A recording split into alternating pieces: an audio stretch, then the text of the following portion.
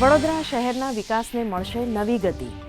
મુખ્યમંત્રીએ માર્ગ વિકાસ, પાણી પુરવઠા અને ડ્રેનેજ સહિત વિવિધ વિકાસ કાર્યોના કર્યા ખાતમુહૂર્ત અને લોકાર્પણ. ગ્લોબલ વૈષ્ણવ સમિટમાં આપી હાજરી.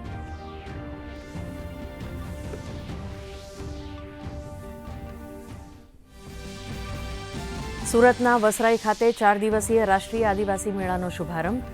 મેક ઇન ઇન્ડિયાને પ્રોત્સાહન આપવાના હેતુથી 400થી વધુ સ્ટોલ્સ પ્રદર્શિત. આદિવાસી ઉદ્યોગો અને હસ્તકલા કારીગરોને મળશે મંચ. મુખ્યમંત્રીએ મહુવા ખાતે બાયોગેસ યુનિટનું પણ કર્યું લોકાર્પણ.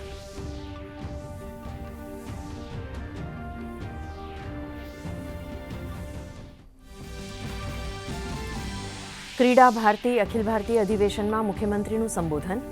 ઓલિમ્પિક 2036ના પૂર્વાર્ધ રૂપે રાજ્યમાં 5 રમતોનું વૈશ્વિક સ્તરોનું આયોજન કરવા અંગે દર્શાવી પ્રતિબદ્ધતા.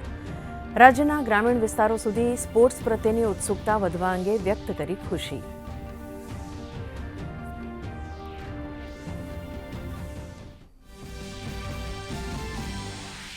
પ્રાદેશિક પરિવહન સેવા બનશે વધુ સુલભ અને સુવિધાદાયી. જાહેર પરિવહન મંત્રીએ ડીસા ખાતેથી 51 નવી એસટી બસોનું કર્યું લોકાર્પણ.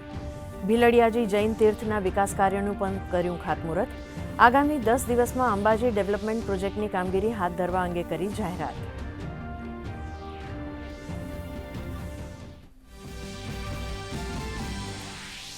હવે મુસાફરોને એક્સપ્રેસ બસમાં મળશે ફૂડ ઓન બસ સેવા. પાયલટ પ્રોજેક્ટ અંતર્ગત અમદાવાદના પાલડી, સીટીએમ સહિતના વિસ્તારોમાં મળશે ફૂડ ડિલિવરીનો વિકલ્પ. 3 કલાક પહેલા ઓનલાઈન ઓર્ડર નોંધાવવો ફરજિયાત. મુસાફરી વધુ સગવડદાયી બનાવવા એસટી વિભાગનો નવતર પ્રયોગ.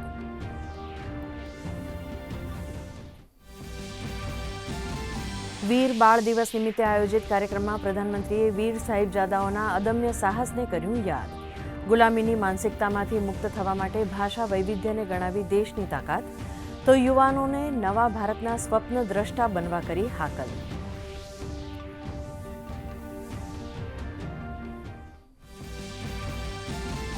રાષ્ટ્રપતિએ શૌર્ય અને કળા સંસ્કૃતિ સહિતના ક્ષેત્રે વિશિષ્ટ સિદ્ધિ હાંસલ કરવા બદલ બાળકોને કર્યા સન્માનિત. સુરતની 7 વર્ષની ચેસ ગ્રાન્ડ માસ્ટર વાકાલક્ષ્મી પ્રજ્ઞિકા નવાજિત. અન્ય લોકોનો જીવ બચાવવા પોતાનું જીવન ન્યોછાવર કરનાર 2 બાળકોના પરિવારજનોને મરણોપરાંત પુરસ્કાર અર્પણ. 33 વર્ષ બાદ ગુજરાતને ફરી મળ્યું ટાઈગર સ્ટેટનું બિરુદ.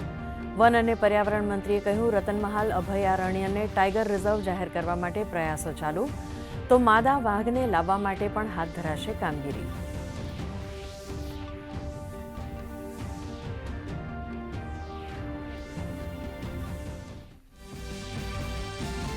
અમદાવાદના રાણીપ અને શાહીબાગ વિસ્તારોને જોડતા 52 વર્ષ જૂના સુભાષ બ્રિજનું કરાશે રિસ્ટોરેશન. ડેક સ્લેબમાં તિરાડ જોવા મળતા સુપરસ્ટ્રક્ચર દૂર કરવાનો અમદાવાદ મ્યુનિસિપલ કોર્પોરેશનનો નિર્ણય. ટ્રાફિક જામની સમસ્યા નિવારવા ડબલ બ્રિજનું પણ કરાશે નિર્માણ.